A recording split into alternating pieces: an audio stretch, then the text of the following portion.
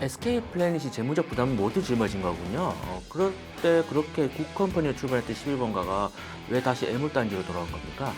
시장에서 주도권을 못 잡은 게 제일 큰데요. 7년 동안 매년 순손실을 기록했고요. 그동안 쌓인 손실 규모가 4,400억이나 됩니다.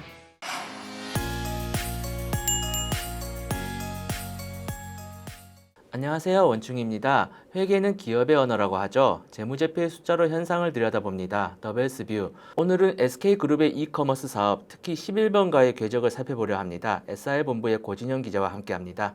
안녕하세요. SR본부 고진영입니다. 최근 시장에서 화제가 된 소식이 있었죠. SK스퀘어가 11번가를 자회사인 SK플래닛에 넘긴다고 하는데요. 11번가가 2018년에 이제 SK플래닛에서 분사됐으니까 7년 만에 다시 원점으로 돌아간 셈이네요. 네, 그렇습니다. 표면적으로는 단순히 계열사 간 지분 이동이지만 시사하는 바가 꽤 큰데요. SK그룹이 10년 넘게 이커머스 사업에서 고전한 역사가 고스란히 담긴 결정입니다. 특히 11번가가 원래는 재무적으로 우량한 상태로 독립했었는데 다시 위기 상태로 복귀한다는 점에서 그동안의 우여곡절이 보이죠. 미래를 기대하고 독립시켰는데 이제 다시 돌아온 거 보니까 그 과정이 굉장히 순탄치 않았던 것 같은데요. 오늘 그 역사를 한번 자세히 들여다보려 합니다. 우선 이번 거래 구조부터 한번 짚어보죠. SK스퀘어가 자회사 11번가를 또 다른 자회사 SK플래닛에 넘기는 건데 매각 대금을 다시 SK스퀘어가 지원하는 형태더라고요. 약간 좀 복잡해 보입니다. 네, 일반적인 매각과는 좀 다릅니다. 총 매각 대금이 4,673억 원인데요. 이 거래의 가장 중요한 목적이 2018년 11번가에 5천억 원을 투자했던 FI, 즉 나일홀딩스의 투자금을 상환하는 겁니다. 나일홀딩스는 국민연금, H&Q 코리아, 새마을금고 등으로 구성된 컨소시엄인데요. 11번가 IPO가 무산되면서 그동안 자금에서 압박이 컸습니다. 그러니까 SK플래닛이 인수 주체지만 자금은 모회사인 SK스퀘어가 되는 구조군요. 맞습니다. SK스퀘어가 SK플래닛 유상증자에 3,900억을 투입하고요. SK플래닛은 그 돈으로 11번가 지분을 인수해서 FI에게 대금을 지급하는 방식입니다. 결국 SK스퀘어 자금으로 FI 지분을 정리하는 거죠. FI들은 원금을 뭐 회수하게는 됐지만 SK스퀘어 입장에선 재무적으로 부담이 상당할 것 같은데요. 손실도 발생하지 않나요? 네, 현금 유입은 없는데 지출만 4천억 가까이 생기니까요. 그리고 11번가의 지금 장부가액이 6,607억 원인데 매각가가 3,809억 원이에요. 장부가액보다 매각가가 훨씬 낮으니까 인식해야 하는 회계상 손실도 2,800억 원 정도 됩니다. 그런데도 이런 고육지책을 감행한 건 국민연금과의 관계, 그리고 시장에서의 신뢰 유지를 고려했기 때문으로 보이고요. 이렇게 복잡한 거래가 왜 발생하게 됐는지 이제 SK의 이커머스 역사를 한번 좀 거슬러 올라가 봐야겠는데요. 시작이 언제부터죠?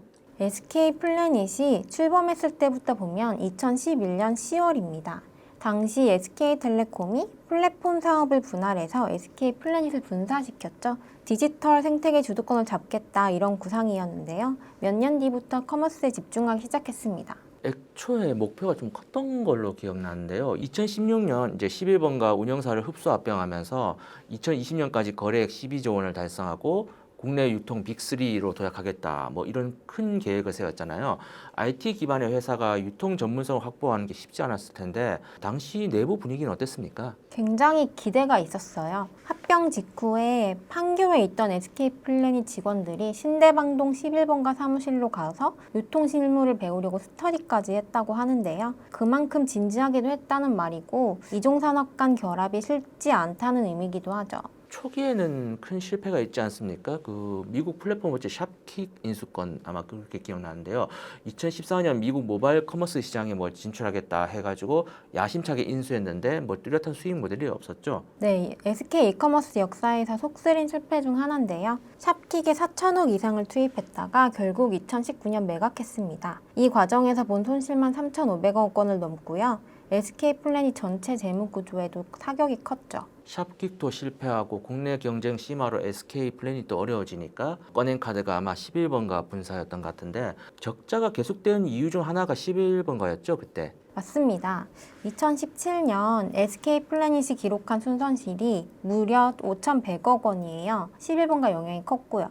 하지만 이커머스 사업에 대한 기대가 여전한 상황이었거든요. 그러니까 11번가를 떼어내서 IPO를 하고 돌파구를 찾기로 한 겁니다.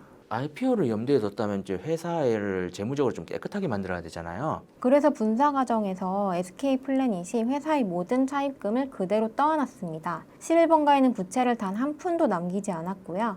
현금성 자산만 가지고 독립시킵니다. SK 플래닛이 이제 재무적 부담을 모두 짊어진 거군요. 덕분에 11번가는 차입금 0원이란 깨끗한 상태로 독립할 수 있었고요. 지금 갚아야 할 투자금도 이때 끌어왔던 돈이죠. 네, 당시 FI들한테 5천억 원치 투자를 유치했거든요. 11번가는 2018년 말 기준으로 현금성 자산이 5,067억 원, 부채 비율은 90%에 불과한 우량 기업으로 재탄생했죠. 당시만 해도 SK 측이 이커머스 사업에 이제 미련을 버리지 못했던 것 같은데 분사 뒤에 11번가가 이제 SK텔레콤 자회사로 편입됐고 SK텔레콤이 이제 조직 개편을 하면서 4대 사업부에 이제 커머스를 넣었을 정도였잖아요. 네, 그러다가 2021년에 SK텔레콤이 기존 회사와 SK스퀘어로 인적 분할을 했잖아요. 이때 11번가를 포함한 비통신 자회사들이 SK스퀘어로 편입된 거죠. 그런데 이렇게 이제 굿 컴퍼니로 이제 정리가 돼서 출발했던 11번가가 왜 다시 애물단지로 돌아온 거죠? 뭐 시장에서 주도권을 못 잡은 게 제일 크죠. 기대와는 다르게 수익성을 전혀 회복하지 못했습니다. 7년 동안 매년 순손실을 기록했는데요. 그동안 쌓인 손실 규모가 4,400억이나 됩니다. 손해가 이렇게 됐으니 이제 상장은 당연히 물 건너갔을 거고 지금 재무 상태도 딱히 좋을 리가 없겠네요. 네, 순손실이 계속 자본을 깎아 먹었으니까요. 분사할 때만 해도 자기 자본을 5,500억 들고 출발했는데 지금 299억 남았습니다. 7년 만에 뭐 자본이 95%가 날아갔다는 거네요. 부채 비율도 상당하겠는데요? 네, 독립 당시 부채 비율이 90%였다고 아까 말씀드렸잖아요. 지금은 1261%까지 치솟았습니다. 사실상 자본 잠식 직전이죠. SK텔레콤 자회사로 기대를 한 몸에 받았던 예전하고 비교하면 사세가 비교할 수 없이 쪼그라들었죠. 오늘 이야기를 들어보니 SK그룹의 이제 이커머스 도전사가 결코 순탄치 않았던 걸 알 수 있습니다. 뭐 막대한 투자, 모기업의 희생까지 동반했지만 시장의 냉혹한 현실을 이기지 못했고요. 앞으로 이제 11번가는 어떻게 될까요? 이커머스 시장에서 자본이나 의지만으로는 성공하기 어렵다 이런 중요한 교훈을 얻었으니까요. SK플래닛 산하에서 다시 새로운 생존 전략을 찾아야겠죠. 결국 11번가의 여정은 SK그룹의 이커머스 시장에서 겪은 시행착오의 축소판이었던 것 같습니다. 다만 실패를 통해 배운 경험이 다시 성장의 밑거름이 될 수도 있겠죠.